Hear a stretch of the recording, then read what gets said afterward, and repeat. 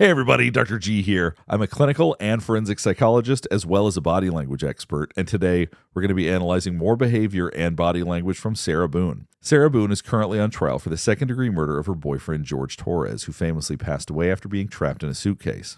Before we get started with this analysis, a couple of quick things. One, I wanted to make sure you know this is not a psychological evaluation of any kind. These are just my opinions. In addition to that, the goal is not to prove guilt nor innocence. I'm just providing commentary based on her behavior and her body language. Last thing before we get started is I do want to remind you to like and subscribe if you want to see more content just like this. All right, let's go.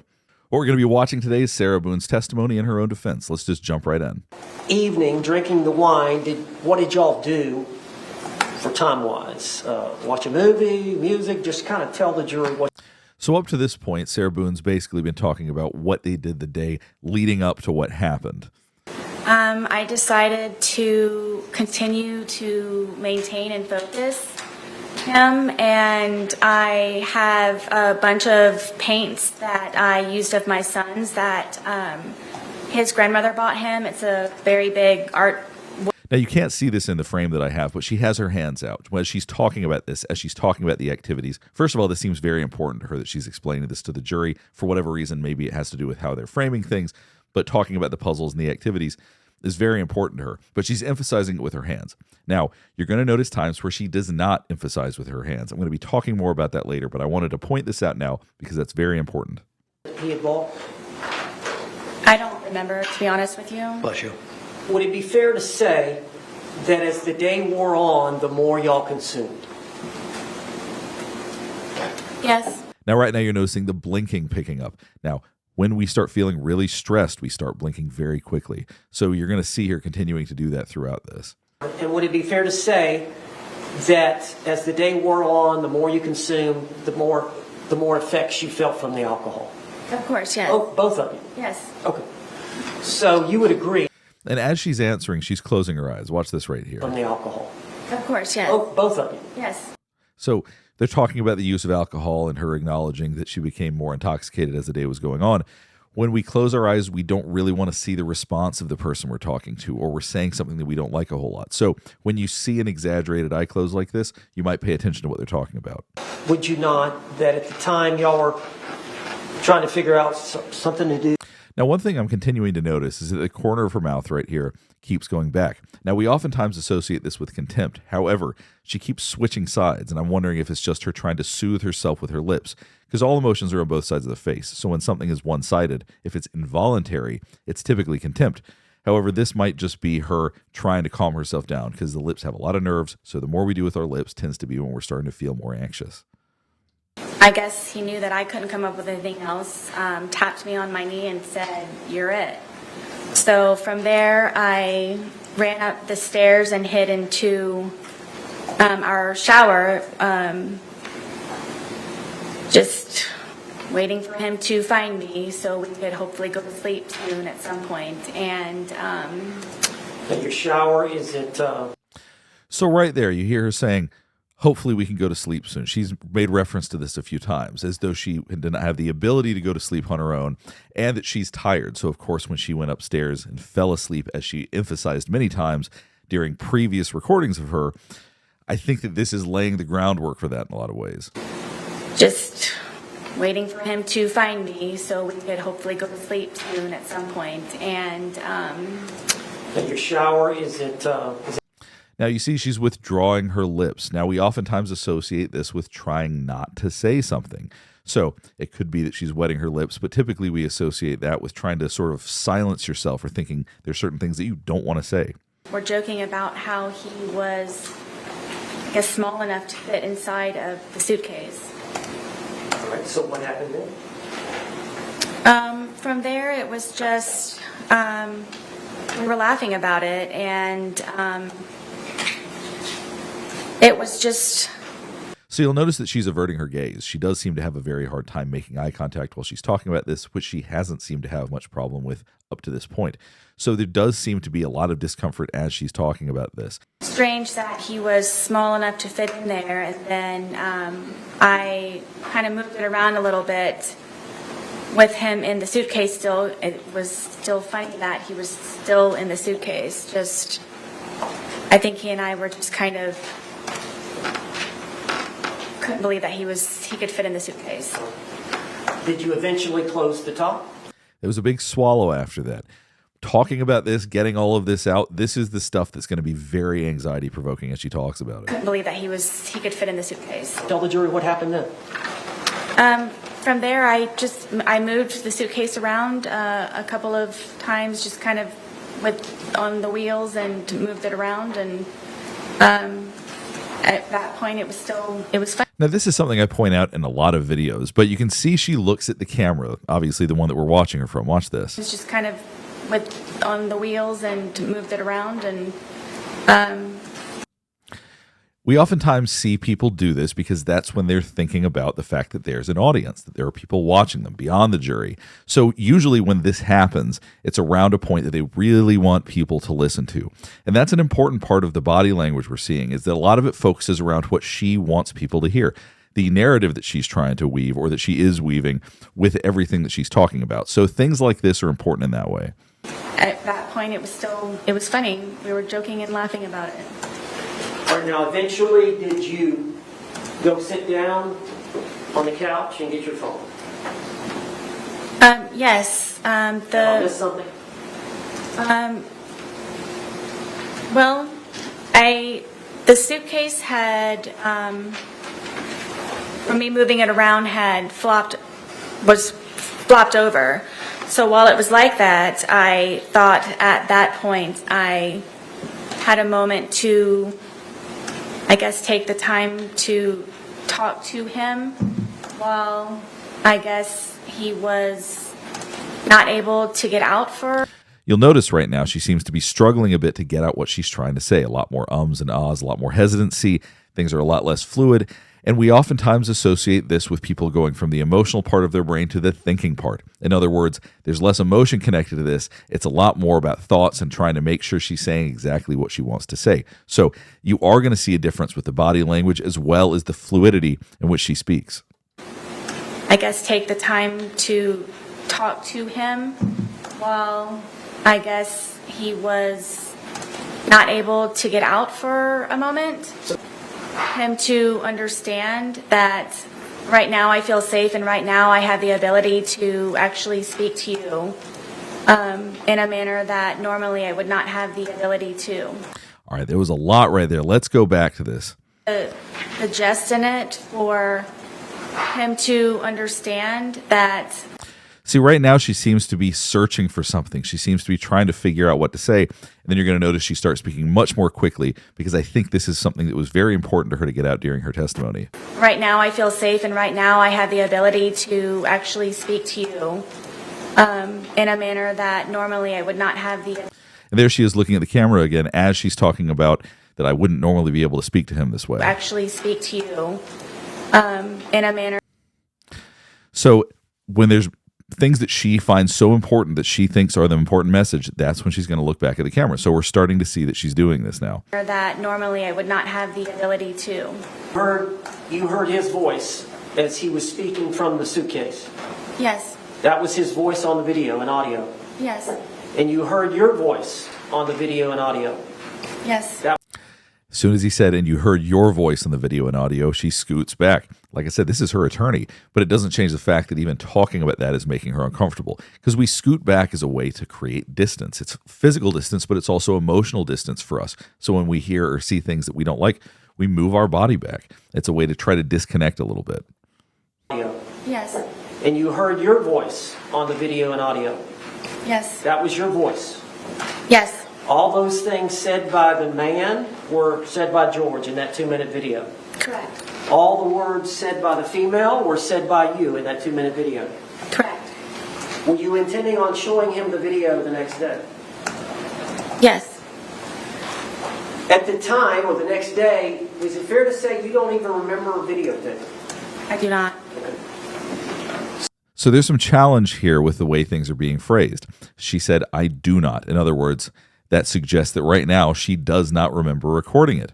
However, that conflicts with various statements they just made. In other words, the intention behind why she made the video, and so on and so forth. Let's watch this sequence again and we'll keep going. Said by the female or said by you in that 2-minute video? Correct. Were you intending on showing him the video the next day? Yes. At the time or the next day, is it fair to say you don't even remember a videotape? I do not. From what you can tell from watching it, did that refresh your memory about that event? It did. You mentioned, you talked about it before. You said he was in that confined space and it was my chance. But do you want to elaborate on that? Or? Sure. I want you all to know that the majority of the time, am always afraid and always scared. All right. Well, I understand that. There's the withdrawing of the lips again. So interesting how consistently she does this. Afraid and always scared. All right. Well, I understand that. Okay, I understand that. But, jury, what happened? We continued to, I guess, speak to one another, and his tone changed, and I knew the tone, and we ended. So she withdrew the lips first. Knew the tone. Now she's saying, I knew the tone. You see the eyebrows going up. She really wants you to listen to that because that's the message. I knew the tone. It was meaningful in some way. And we ended up, I guess, arguing back and forth. There she is looking at the camera again. And we ended up, I guess. Now she's talking about how she's arguing back and forth. Whenever she thinks about that audience, that's when you have to pay attention to what's being said. Arguing back and forth with one another, and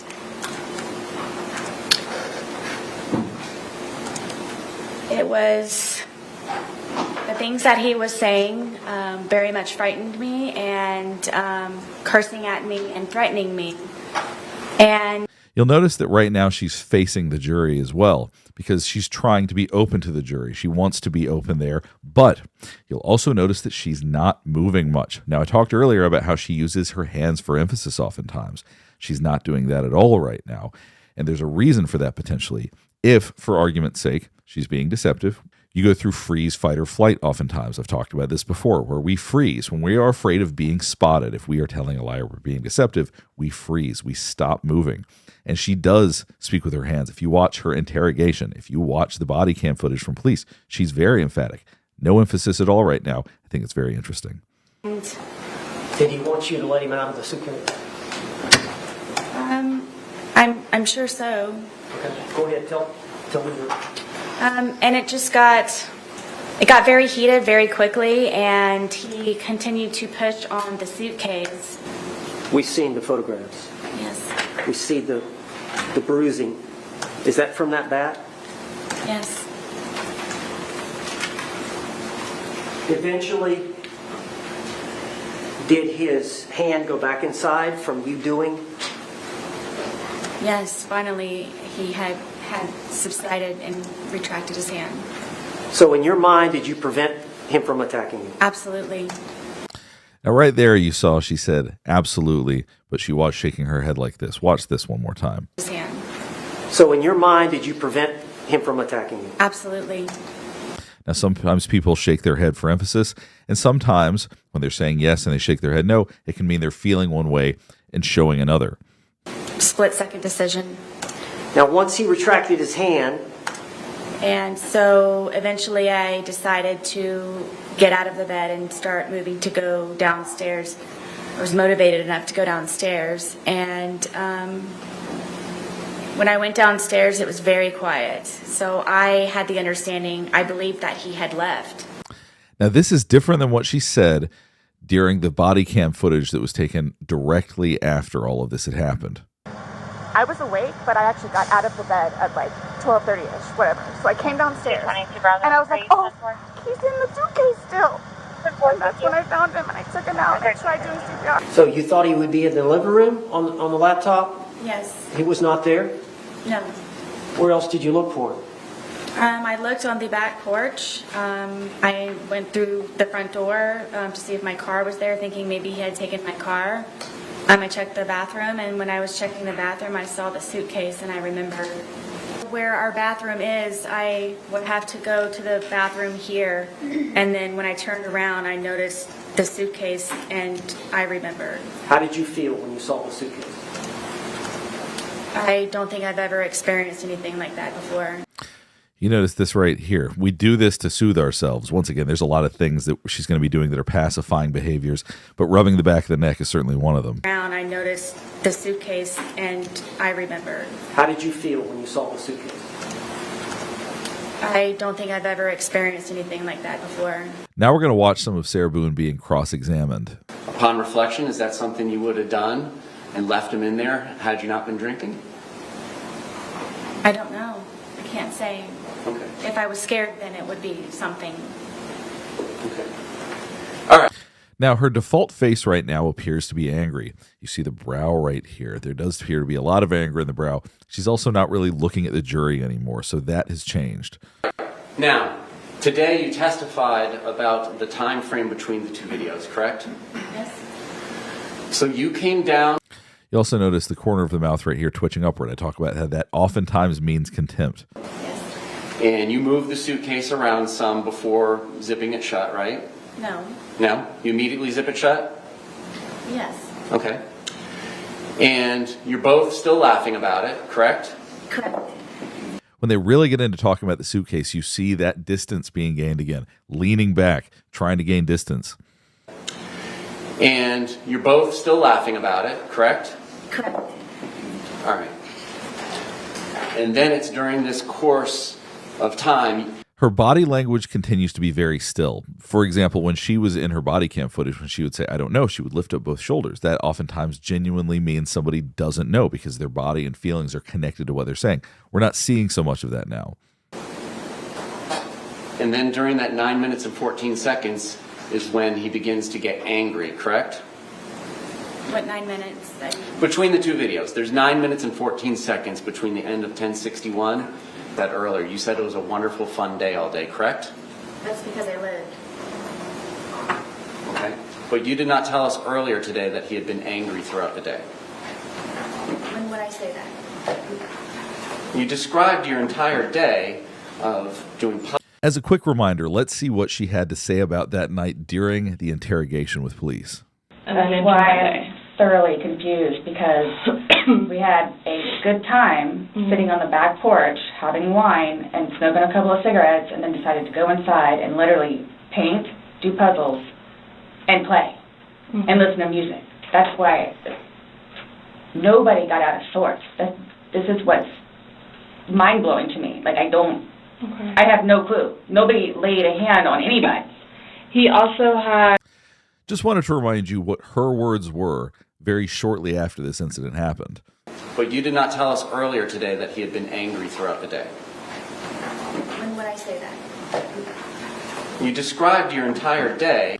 And the way she says that, when would I see that, shakes her head as though it's a foolish question. She does have this tendency to be combative at times, and that's sort of her knee-jerk reaction when she's caught off guard. Of doing puzzles and arts and crafts and outside by the dartboard. And you're filming. Your purpose of filming is to kind of teach him a lesson. This is your chance to say something to him when he can't say anything back to you, correct? No.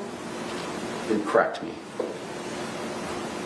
There was no lesson to be learned. It was just... What it sounded like earlier was that she essentially was saying this would be her chance to say something back.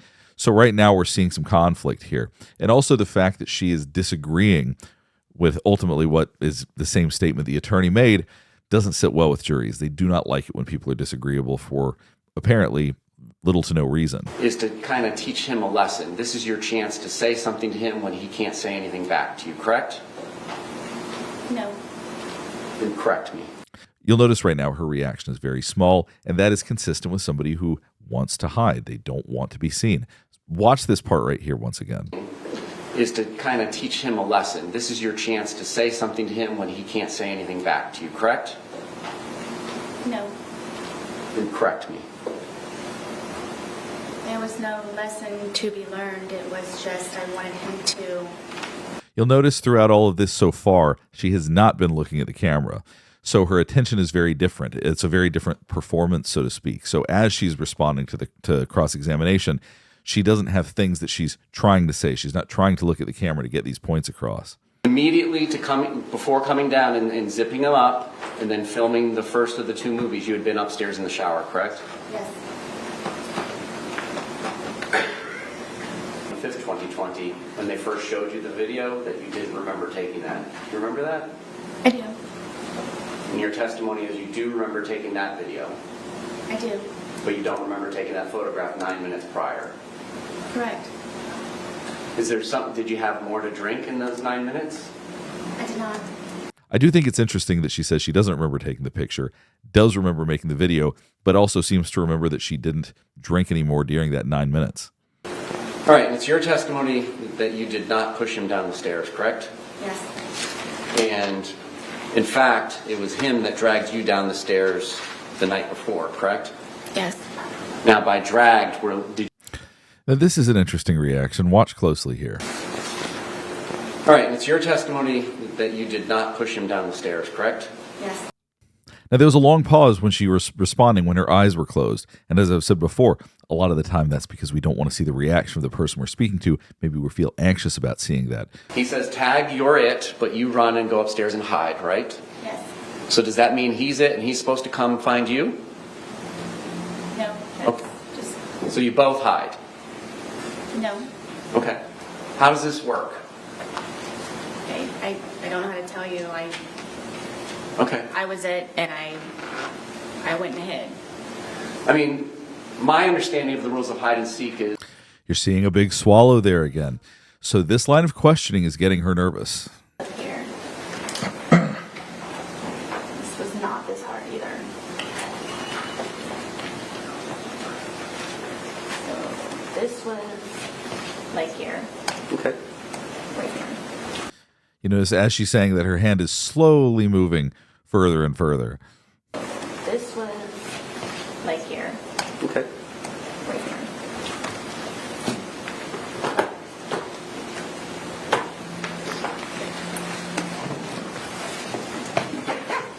About right there, ma'am? Sure. Okay. I assume this one was much closer? It's not over there? Where do you You asked me where I zipped it. The way she's speaking is very reminiscent of when she was being interrogated. She sounds very short and very curt. It's not over there? Where do you You asked me where I zipped it. When you say that it was zipped shut, show us. With his hand out, it was like this. From Now, to her credit, as she's doing this, her body is very open. And oftentimes we associate that with allowing ourselves to be vulnerable. the corner part. Okay.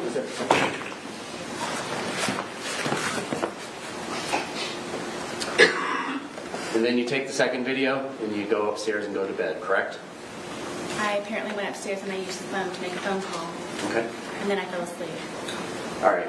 And at the point in time when you left and went upstairs, he was still inside the suitcase, correct? She continues to use the language that she used in both her interrogation video as well as the body cam footage, where she continues to say, I fell asleep. And I think that's very important to her. Rather than saying, I went to sleep, rather than going upstairs and getting in bed and saying, I went to sleep, she says, I fell asleep. Because in some ways that makes her say, I'm not responsible for the fact that I went to sleep. I fell asleep. I didn't go to sleep. It was an accident. I went upstairs and I used the phone to make a phone call. Okay. And then I fell asleep. All right. So we'll go ahead and stop here. It looks like Sarah Boone's testimony is done, and what a testimony it was. Regarding the statements she made, at times there seemed to be some inconsistency, and in terms of body language, especially when it came to cross-examination, she certainly seemed to move as little as possible relative to how she normally moves. If you have any thoughts or questions about this, let me know in the comments below, or if there's any parts that I didn't cover that you'd like me to cover, let me know about that as well. Last thing before we get finished up is I do want to remind you to like and subscribe if you want to see more content just like this. All right, thanks for watching.